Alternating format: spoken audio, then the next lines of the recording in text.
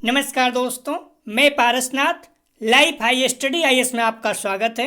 आज हम लोग राजा महेंद्र प्रताप सिंह राज्य विश्वविद्यालय अलीगढ़ के बीएड फर्स्ट सेमेस्टर एग्जाम 2023 जो 3 मार्च 2023 को एग्जाम होने जा रहा है, उसके लिए पेपर 105C अर्थात पर्यावरणीय शिक्षा या इन्वायरमेंटल एजुकेशन का फुल प्रैक्टिस सेट 5 हल करेंगे। इसके पहले 4 प्रैक्टिस सेट हल कर चुके हैं हम लोग। डिस्क्रिप्शन में लिंक दिया गया है, आप लोग जाकर देख लीजिएगा।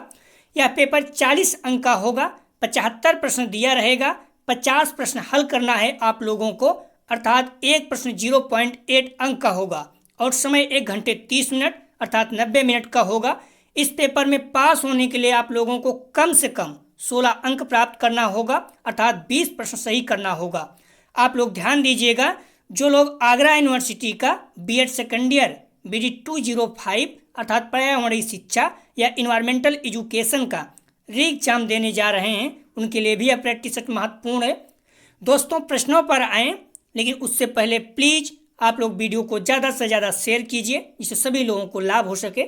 यदि आप लोग चैनल को सब्सक्राइब नहीं किए हैं तो चैनल को सब्सक्राइब कीजिए तथा वीडियो को लाइक और शेयर जरूर कीजिए, इससे मोटिवेशन मिलता है। आइए देखते हैं प्रश्नों को। पेपर 105C अर्थात पर्यावरणीय शिक्षा फुल प्रैक्टिस सेट 5, इसका पहला प्रश्न है, रेडियो सक्रिय तत्व है ए एल्युमिनियम, बी कैडमियम, सी यूरेनियम, डी तांबा। सही जवाब हो जाएगा सी यूरेनियम। रेडियो सक्रिय तत्व कौन सा है? तो यूरेनियम। अगला प्रश्न है, संपोषित विकास शब्द का सर्वप्रथम प्रयोग किया गया था। सही जवाब हो जाएगा 2 का सी 1990 में। अगला प्रश्न है, पर्यावरण को बचाते हुए विकास जारी रखने की संकल्पना कहलाती है ए पर्यावरण संरक्षण, बी मंद विकास, सी समग्र विकास, डी संपोषित विकास। सही जवाब हो जाएगा 3 का डी संपोषित विकास। अगला प्रश्न है, ग्लोबल वार्मिंग है, ग्लोबल वार्मिंग है। सही जवाब हो जाएगा 4 का बी एक प्रकाश रासायनिक अभिक्रिया। अगला प्रश्न है, ओजोन छिद्र का मुख्य कारण क्या है A chlorofluorocarbons, B sulphur dioxide, C nitrogen dioxide, C carbon dioxide. तो इसका सही जवाब हो जाएगा 5 का ए क्लोरोफ्लोरो कार्बन। ए इसका सही जवाब है। अगला प्रश्न है, कौन सी गैस वायुमंडल में मिलने पर अम्लीय वर्षा का कारण बनती है? सही जवाब हो जाएगा 6 का ए सल्फर डाइऑक्साइड एवं नाइट्रोजन डाइऑक्साइड। अगला प्रश्न है, भारत में पर्यावरण संरक्षण अधिनियम कब लागू हुआ? ए 1996, बी 1986, सी 1974, डी 1981। सही जवाब हो जाएगा 7 का बी 1986। महत्वपूर्ण है।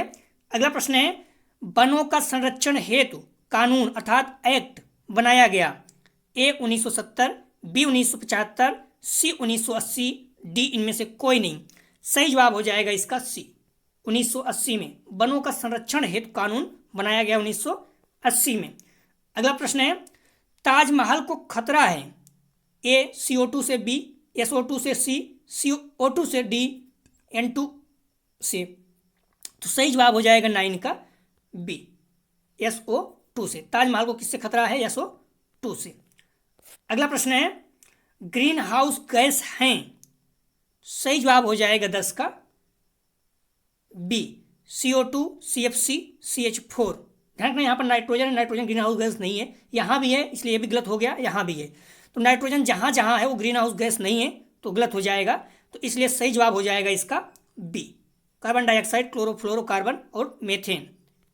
अगला प्रश्न है, अम्ल वर्षा होती है। सही जवाब हो जाएगा 11 का बी कारखाने वाले क्षेत्र में जहां SO2 की अधिकता होती है। अगला प्रश्न है, हानिकारक पराबैंगनी किरणों से पृथ्वीवासियों की रक्षा करती है ए ओजोन परत, बी कार्बन परत, सी बादलों की परत, डी नियोन परत। सही जवाब हो जाएगा 12 का ए ओजोन परत। अगला प्रश्न है, भारत में चिपको आंदोलन के प्रवर्तक रहे? ए रामलाल बहुगुणा, बी सुंदरलाल बहुगुणा, सी हेमवती नंदन बहुगुणा, डी गोविंद बल्लभ पंत। सही जवाब हो जाएगा 13 का बी, सुंदरलाल बहुगुणा। अगला प्रश्न है, भारत सरकार ने राष्ट्रीय पर्यावरण अभियान कब आरंभ किया? सही जवाब हो जाएगा 14 का सी, 1986 में। अगला प्रश्न है, पर्यावरण का जैविक कारक कौन सा है? सही जवाब हो जाएगा 15 का बी, वनस्पति। पॉपुलेशन बम हम लोग कर चुके हैं। पॉपुलेशन बम नामक पुस्तक के लेखक कौन है? Paul R Ehrlich. अगला प्रश्न है, मृदा प्रदूषण के लिए कौन उत्तरदायी नहीं है? नहीं शब्द रहे महत्वपूर्ण हो जाता है। ए जैवनाशक, बी उर्वरक, सी कीटनाशक, डी हरी खाद। सही जवाब हो जाएगा 16 का डी, हरी खाद जो है ये मृदा प्रदूषण के लिए उत्तरदायी नहीं है। बाकी जैवनाशक, उर्वरक, कीटनाशक सारे जो हैं इससे मृदा जो है प्रदूषित होती है। डी इसका सही जवाब है। अगला प्रश्न है, किस स्तर पर ध्वनि संकटजनक हो जाती है, मतलब नुकसानदेह हो जाती है? सही जवाब हो जाएगा 17 का बी, 80 डेसिबल। 80 डेसिबल से ऊपर हो जाए या फिर 80 डेसिबल तक संकट जो ध्वनि है, आवाज़ है, वो नुकसानदेह होने लगती है। इसे ध्वनि प्रदूषण कहते हैं। अगला प्रश्न है, उत्तराखंड के पर्यावरणवादी जिन्हें 2009 में पद्म विभूषण मिला, उनका नाम है? सही जवाब हो जाएगा इसका बी, सुंदरलाल बहुगुणा। अगला प्रश्न है, टिहरी बांध परियोजना बनी किस नदी पर? सही जवाब हो जाएगा 19 का ए, भागीरथी नदी पर। अगला प्रश्न है, ओजोन परत पाई जाती है? सही जवाब हो जाएगा 20 का सी, स्ट्रेटोस्फेयर। अगला प्रश्न है, मृदा प्रदूषण का कारण है? ए खनन, बी भट्ठा उद्योग, सी कीटनाशक, डी उपरोक्त सभी। सही जवाब हो जाएगा इसका डी, सभी। मृदा प्रदूषण मतलब मिट्टी जो है नुकसान कब होता है? खनन से भी, भट्ठा उद्योग से भी और कीटनाशक से। भट्ठा उद्योग में क्या, जो राखी वगैरह या जो भी वेस्ट निकलता है उसे फेंक दिया जाता है और मिट्टी में मिल जाती है, इससे मिट्टी क्या होता है, खराब हो जाती है। डी इसका सही जवाब है। अगला प्रश्न है, सूर्य की पराबैंगनी किरणों से हमें सुरक्षा देती है? ध्यान रखना, वहाँ पर नाम दिया गया था और यहाँ पर उसके सूत्र के रूप में पूछा गया है, तो किसी तरह से भी पूछ सकता है। सही जवाब हो जाएगा 22 का सी, ओजोन जो है हमें पराबैंगनी किरणों से सुरक्षा देती है। अगला प्रश्न है, वातावरण की कौन सी परत पराबैंगनी किरणों से बचाती है? सही जवाब हो जाएगा 23 का सी, ओजोन। अगला प्रश्न है, वैश्विक ताप का प्रमुख असर है? सही जवाब हो जाएगा 24 का डी, हिम नदी का पिघलना एवं पृथ्वी के जल स्तर में वृद्धि। वैश्विक ताप जो ग्लोबल वार्मिंग है उसके कारण क्या हो जाएगा, जो बर्फ वगैरह है वो पिघल जाएंगे और जब पिघलेंगे तो उसके पानी समुद्र में आएंगे, तो उससे क्या होगा, पृथ्वी के जल स्तर में वृद्धि होगा, साथ साथ जो समुद्र वगैरह है वो सब भी वृद्धि होगा। धीरे वृद्धि हो भी रहे हैं, कई शहर डूब रहे हैं। ठीक है, इसका सही जवाब हो जाएगा डी। अगला प्रश्न है, गहन परिस्थिति में है? सही जवाब हो जाएगा 25 का सी, सभी जीवधारी। अगला प्रश्न है, वायु प्रदूषण का कारण है? वायु प्रदूषण का कारण है? सही जवाब हो जाएगा 26 का सी, धुआं। कीटनाशक से क्या होगा, मृदा प्रदूषण होगा। शोर से क्या होगा, ध्वनि प्रदूषण होगा। धुआं से क्या होगा, वायु प्रदूषण। सी इसका सही जवाब है। अगला प्रश्न है, अदृश्य प्रदूषण किसे कहा गया? सही जवाब हो जाएगा 27 का डी, शोर प्रदूषण। अगला प्रश्न है, भारत में वायु प्रदूषण नियंत्रण किस विधि द्वारा रक्षित है? सही जवाब हो जाएगा 28 का सी, पर्यावरण सुरक्षा कानून। अगला प्रश्न है, अप्राकृतिक पारिस्थितिकी तंत्र है? सही जवाब हो जाएगा 29 का सी, बांध। अगला प्रश्न है, कार्बेट राष्ट्रीय पार्क स्थित है? सही जवाब हो जाएगा 30 का ए, उत्तराखंड में। अगला प्रश्न है, सफेद क्रांति संबद्ध है? ए, मत्स्य उत्पादन, बी दुग्ध उत्पादन, सी बर्फ उत्पादन, डी उपयुक्त सभी। सफेद क्रांति किससे संबंधित है? इसे श्वेत क्रांति कहते हैं, तो सही जवाब हो जाएगा बी, दुग्ध उत्पादन। ध्यान रखना, श्वेत क्रांति दूध से संबंधित है। ठीक है, महत्वपूर्ण है, पूछ सकता है। आप लोग जितना भी पढ़ चुके हैं चाहे बुक या मॉडल पेपर, उसे बार बार रिपीट करते रहिए जो भी जितना समय बचा हुआ है, और अपनी PDF टेस्ट 1 से 5 तक पांचों PDF महत्वपूर्ण है, पांचों आप लोग देख के जाइएगा। यहाँ से प्रश्न निश्चित रूप से 25-30 प्रश्न आपको मिलेगा। बाकी प्रश्न घुमाता रहता है, उसमें बहुत बड़ा इशू नहीं है, आप लोग कर लेंगे, निश्चित रूप से अपने यहाँ पे विश्वास रखिए, ठीक है। और उसके साथ ही साथ हम्बली रिक्वेस्ट है कि आप लोग वीडियो को ज़्यादा से ज़्यादा शेयर कीजिए अपने कॉलेज के ग्रुप, दोस्त यार जो भी आपके BEd कर रहे हैं या फिर कॉलेज में जहाँ जाते हैं वहाँ भी इस चैनल के बारे में बताइए कि एक चैनल है जिस पर आपको थोड़ा भी बेनिफिट हो रहा है, यहाँ पर इस तरह की पढ़ाई होती है BEd की। और आप विश्वास कीजिए फर्स्ट सेमेस्टर के साथ साथ second semester, third semester, fourth semester पूरे कंप्लीट हम लोग पढ़ते रहेंगे साथ में। बस आप लोग इतना सहयोग करते रहिए, वीडियो को ज़्यादा शेयर कीजिए, क्योंकि व्यू आता रहेगा तभी हम काम कर पाएंगे, हम्बली रिक्वेस्ट है। अगला प्रश्न है, इसे ऑपरेशन फ्लड भी कहते हैं, जो श्वेत क्रांति, इसे ऑपरेशन फ्लड भी कहते हैं। 13 जनवरी 1970 में इसकी शुरुआत हुई थी। अगला प्रश्न है, प्राथमिक अनुक्रमण किसके वास से प्रदर्शित होता है? प्राथमिक अनुक्रमण किसके वास से प्रदर्शित होता है? सही जवाब हो जाएगा 32 का ए, वनस्पति के वास से प्रदर्शित होता है। अगला प्रश्न है, मिट्टी बचाओ अभियान का संबंध है? सही जवाब हो जाएगा 33 का डी, होशंगाबाद से। अगला प्रश्न है, विभिन्न पोषक स्तरों में जीवित पदार्थ की मात्रा कहलाती है? सही जवाब हो जाएगा 34 का ए, जैव भार। अगला प्रश्न है, लघु जीवों की मृत कार्बनिक तत्वों पर आधारित खाद्य श्रृंखला कहलाती है? सही जवाब हो जाएगा 35 का बी, अपरद श्रृंखला। अगला प्रश्न है, ऊर्जा का पिरामिड सदैव होता है? महत्वपूर्ण है, सही जवाब हो जाएगा 36 का बी, सीधा। ध्यान रखना, ऊर्जा का पिरामिड हमेशा सीधा बनता है, इस पॉइंट को आप लोग ध्यान रखना। तालाब वगैरह जैसे है तो यहाँ पर क्या होता है, उल्टा हो जाता है। अगला प्रश्न है, जलीय पारिस्थितिकी तंत्र के जैव भार का पिरामिड होता है? मैंने बोल भी दिया था, जली आ गया, ठीक है। जली में क्या हो जाता है? सही जवाब हो जाएगा ए, उल्टा। जो जलीय पारिस्थितिकी तंत्र है वहाँ पर जैव भार पिरामिड कैसे बनता है? उल्टा। पॉइंट को महत्वपूर्ण याद रखना। ऊर्जा का पिरामिड सद में क्या होता है? तो सीधा, लेकिन जो जलीय होता है उसका उल्टा। दोनों महत्वपूर्ण है, कंफ्यूज नहीं होना, ठीक है। जल में उल्टा बनेगा। अगला प्रश्न है, मानसूनी क्षेत्र में पाए जाने वाले पौधे कहलाते हैं? सही जवाब हो जाएगा 38 का ए, जलोद्भिद। अगला प्रश्न है, अपघटक का एक उदाहरण है? सही जवाब हो जाएगा 39 का सी, ए बी दोनों, कवक और जीवाणु दोनों।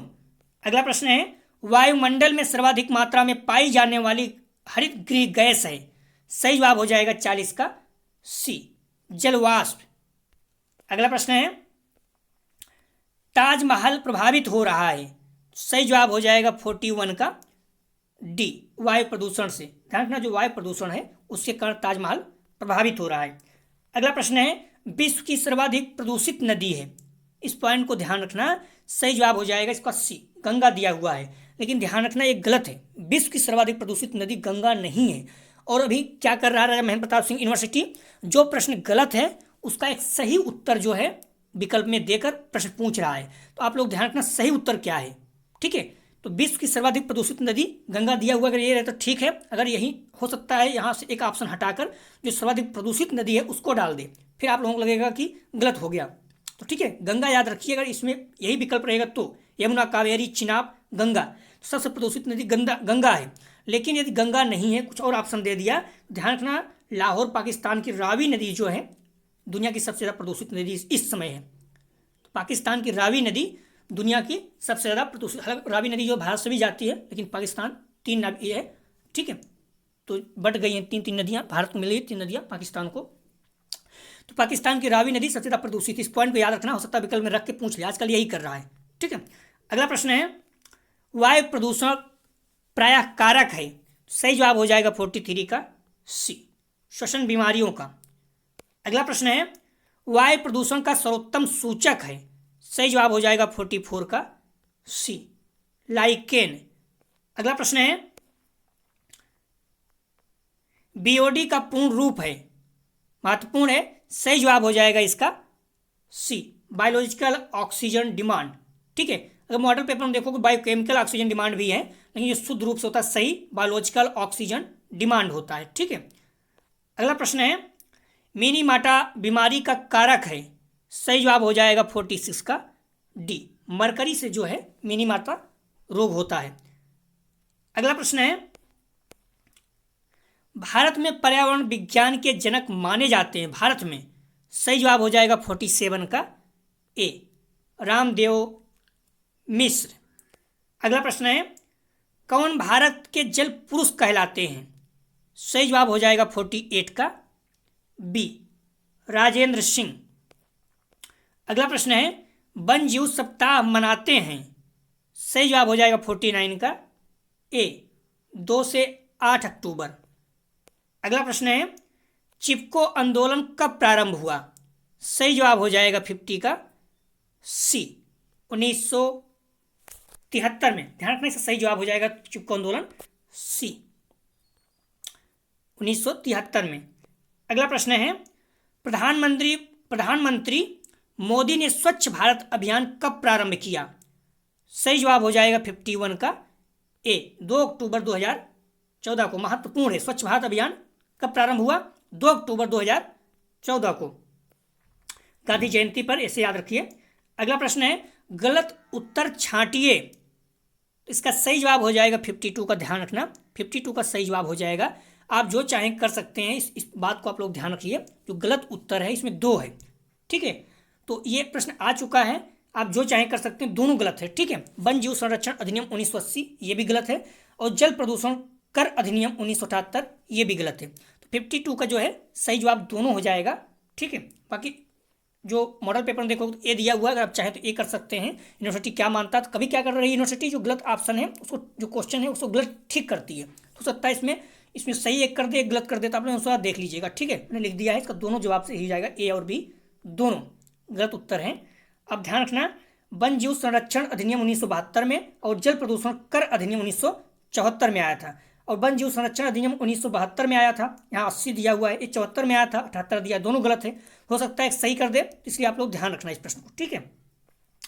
अगला प्रश्न है यह फोटोकेमिकल स्मॉग का अंग नहीं है। महत्वपूर्ण है इस तरह से। सही जवाब हो जाएगा 53 का बी, एसपीएम जो है ये फोटोकेमिकल स्मॉग का अंग नहीं है।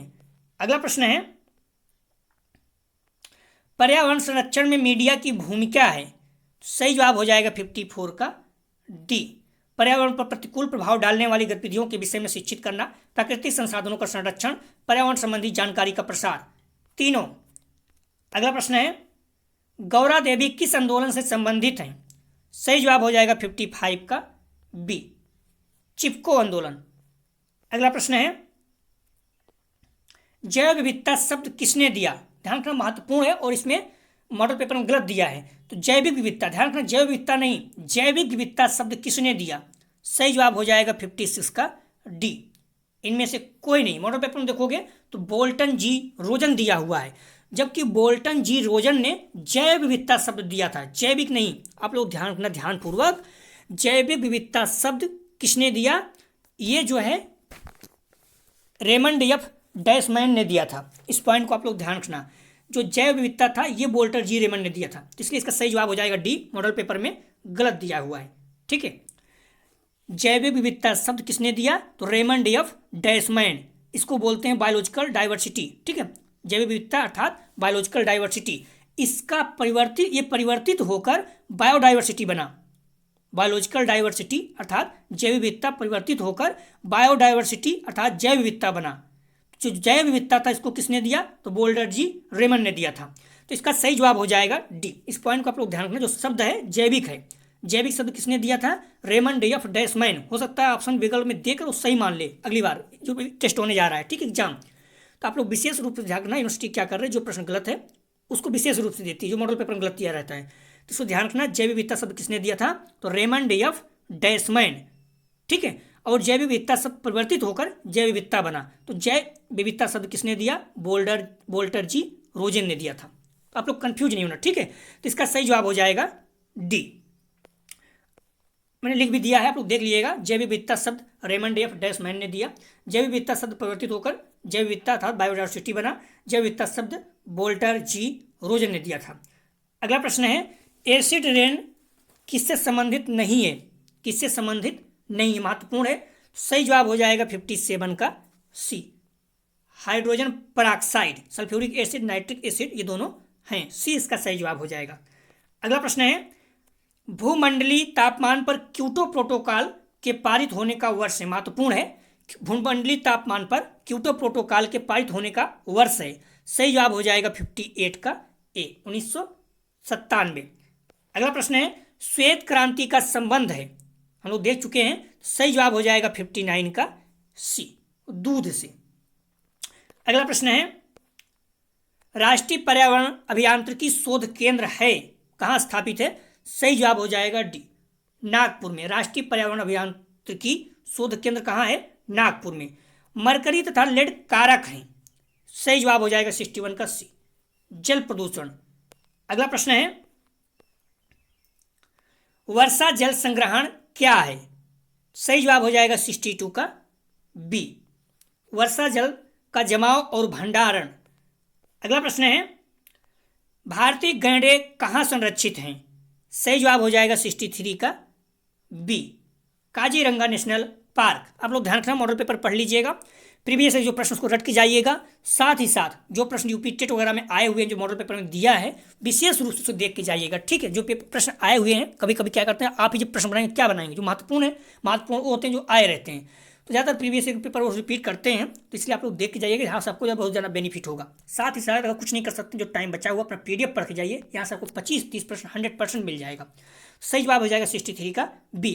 और साथ ही साथ हम्बली रिक्वेस्ट है, अगर थोड़ा सा भी आपको बेनिफिट हो रहा है तो आप वीडियो को ज़्यादा से ज़्यादा शेयर कीजिए, चैनल के बारे में लोगों को बताइए।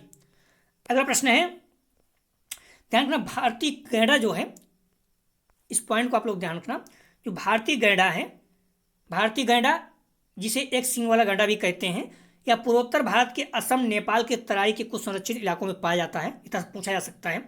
अगला प्रश्न है, एस स्वामीनाथन एक, सही जवाब हो जाएगा 64 का बी, कृषि वैज्ञानिक थे, ठीक है। एस स्वामीनाथन भारत में हरित क्रांति के जनक भी कहा जाता है, ये पूछ सकता है, पीसीएस वगैरह में बार बार पूछा जाता है। अगला प्रश्न है, world life institute of India कहाँ स्थित है? सही जवाब हो जाएगा 65 का डी, देहरादून में। अगला प्रश्न है, गिर शेर परियोजना अवस्थित है? सही जवाब हो जाएगा 66 का ए, गुजरात में। गिर अभ्यारण्य कहाँ है? गुजरात में। गिर वन्यजीव अभ्यारण्य शेर का संरक्षण करता है। अगला प्रश्न है, WWF से आशय है अर्थात इसका फुल फॉर्म है? सही जवाब हो जाएगा 67 का सी, वर्ल्ड वाइल्ड लाइफ फंड। अगला प्रश्न है, एक मार्ग का संबंध है? सही जवाब हो जाएगा 68 का ए, गुणवत्ता से, ठीक है। एक मार्ग किससे संबंधित है? गुणवत्ता को प्रदर्शित करता है।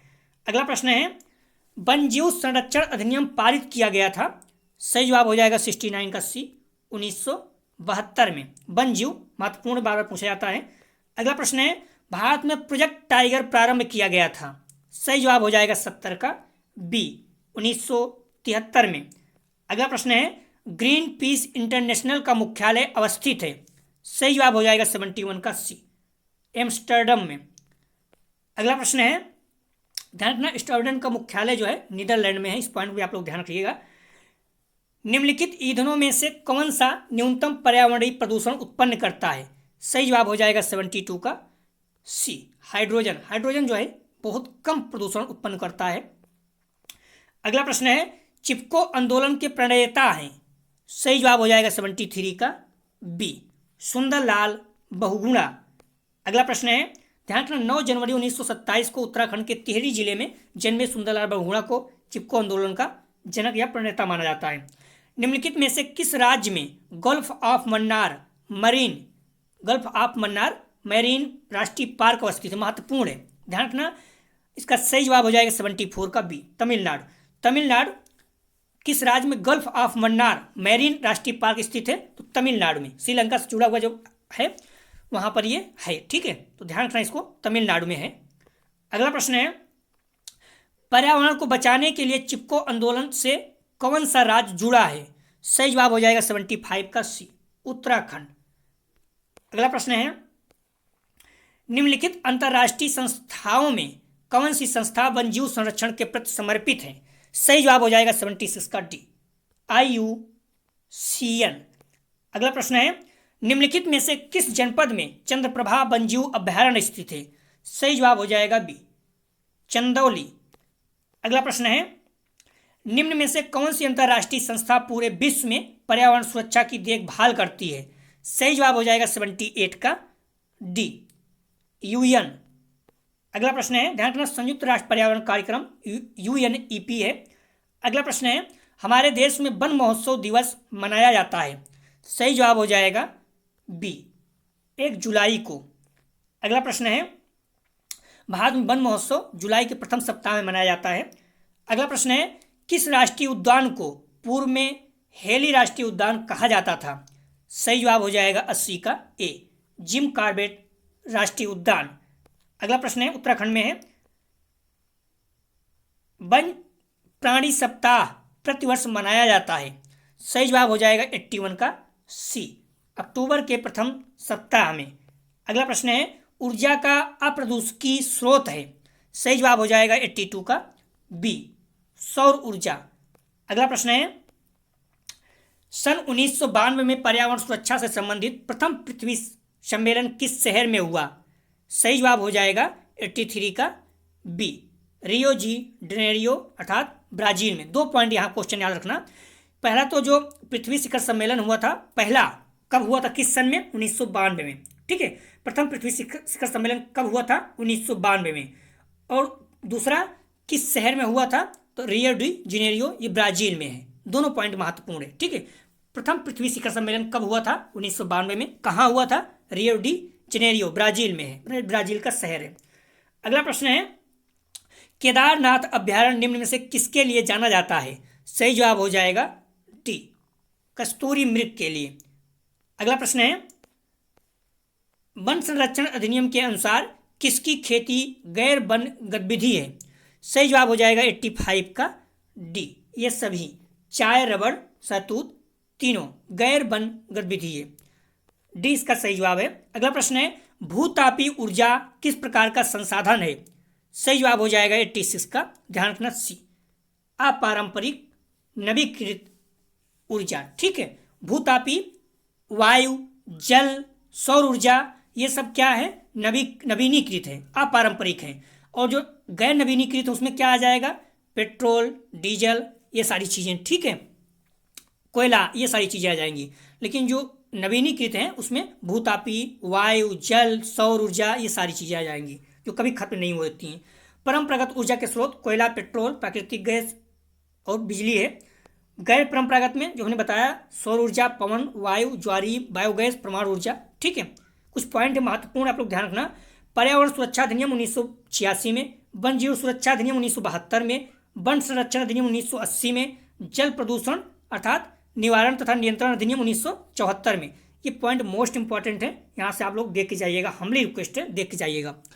निम्नलिखित ईंधनों में से कौन सा न्यूनतम पर्यावरणीय प्रदूषण उत्पन्न करता है? सही जवाब हो जाएगा 87 का सी, हाइड्रोजन।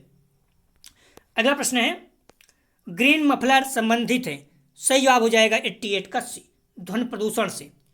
अगला प्रश्न है, गंगा एक्शन प्लान को लाने का उद्देश्य निम्नलिखित में से किस सुधार हेतु है? सही जवाब हो जाएगा ए, गंगा की गुणवत्ता। अगला प्रश्न है,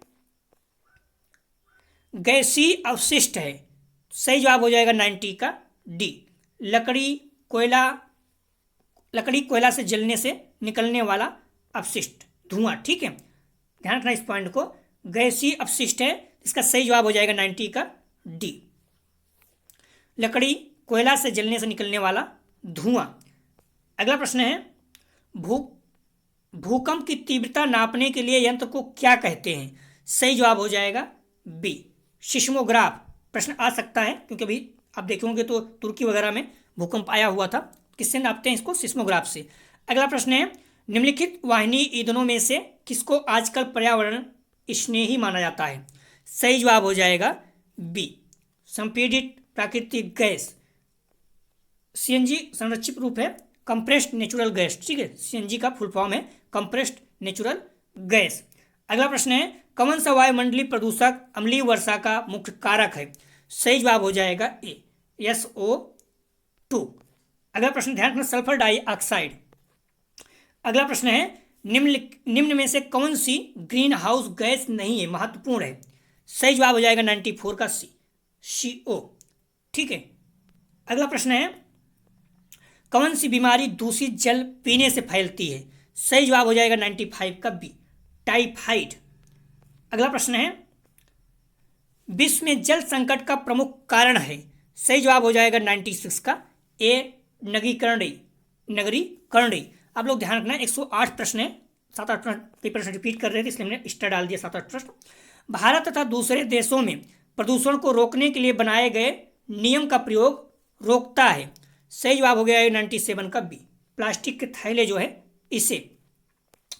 अगला प्रश्न है, पेड़ पौधे प्रदूषक को घटाते हैं क्योंकि वे अवशोषण करते हैं। सही जवाब हो जाएगा 98 का C, कार्बन डाइऑक्साइड को पेड़ पौधे क्या करते हैं, अवशोषित करके भोजन बनाते हैं, उसके बाद ऑक्सीजन जो है उत्पन्न करते हैं। अगला प्रश्न है, पृथ्वी को उष्मायन का अर्थ है। सही जवाब हो जाएगा 99 का A, ग्रीन हाउस गैसों द्वारा पृथ्वी के तापमान में वृद्धि। अगला प्रश्न है, अम्लीय वर्षा से ऐतिहासिक इमारतों तथा मूर्तियों का संक्षारित क्षरण होना अर्थात कहलाता है। अम्लीय वर्षा से ऐतिहासिक इमारतों जैसे ताजमहल हो गया तथा मूर्तियों का संक्षारित तथा क्षरण होना कहलाता है। सही जवाब हो जाएगा 100 का B, स्टोन लेप्रोसी। जैसे ताजमहल क्या हुआ है, क्षयित हो रहा है, उसका रंग फीका हो रहा है, क्या कहेंगे, स्टोन लेप्रोसी। 108 प्रश्न है, आप लोग ध्यान रखना। गंगा स्पर्श गंगा अभियान का मुख्य उद्देश्य है। सही जवाब हो जाएगा B, गंगा की स्वच्छता। अगला प्रश्न है, किस पादप को बंगाल का आतंक कहा गया है। सही जवाब हो जाएगा 102 का A, जलकुंभी को। जलकुंभी बहुत ज़्यादा नुकसानदेह होती है। अनिद्रा से ग्रस्त रोगियों की संख्या में तीव्र वृद्धि का कारण है। सही जवाब हो जाएगा C, शोर प्रदूषण। अगला प्रश्न है, समुद्री प्रदूषण के कारण नष्ट हो रहे हैं। सही जवाब हो जाएगा 104 का D, माइग्रोवन। कहाँ पाए जाते हैं, पश्चिम बंगाल में, और जगह भी है, गुजरात में भी पाए जाते हैं। रेडियोधर्मिता से प्रदूषित स्थल के निकट वितरण करने वाले जीव जंतुओं में शिकायत होती है। रेडियोधर्मिता से प्रदूषित स्थल के निकट वितरण करने वाले जीव जंतुओं में शिकायत होती है। सही जवाब हो जाएगा A, त्वचा हटने की। अगला प्रश्न हो, निरंतर होने वाले सामान्य शोर को दुष्प्रभावों के कारण कहते हैं। सही जवाब हो जाएगा B, धीमा जहाज, स्वीट पॉइजन। निरंतर होने वाले सामान्य शोर को दुष्प्रभावों के कहते हैं, तो धीमा जहाज, स्वीट पॉइजन। अब देखोगे, आप लोग ईयरफोन लगाए रहते हैं जो नुकसानदेह है, हमेशा लगाओगे तो नुकसान हो जाता है। अब आप हमेशा यूज करोगे तो आपके कान में पानी वगैरह या फिर आपको कम सुनाई देने लगता है, या फिर बहुत ज़्यादा जहाँ शोरगुल रहता है इंडस्ट्री वगैरह में, देखो लोग धीरे धीरे कम सुनने लगते हैं, बहरे हो जाते हैं। ठीक, इसका सही जवाब हो जाएगा B। अगला प्रश्न है, किसी पारिस्थितिकी तंत्र में उपस्थित अजैविक की मात्रा कहलाती है। सही जवाब हो जाएगा C, निर्जीव अवस्था। अगला प्रश्न है, और लास्ट, रेड डाटा बुक किससे संबंधित है। सही जवाब हो जाएगा C, विलुप्ति के करीब जीवों पर। रेड डाटा बुक किससे संबंधित है, तो विलुप्ति के करीब जीवों पर। तो दोस्तों, यह था BD 105 का फुल प्रैक्टिस सेट 5। समय बहुत कम है, शायद अगर समय मिलता है तो पेपर 105 का फुल प्रैक्टिस सेट 6 हल करेंगे, लेकिन शायद नहीं हो पाएगा ऐसा। तो आप लोग ध्यान रखना, आप लोगों को एग्जाम की हार्दिक शुभकामनाएं। जितना हो सके बुक और मॉडल पेपर को अच्छे से पढ़िए। मॉडल पेपर ही समय अगर है तो आप टिक किए ही होंगे, मगर मैंने कोशिश की जो महत्वपूर्ण है उसको पूरा करने का।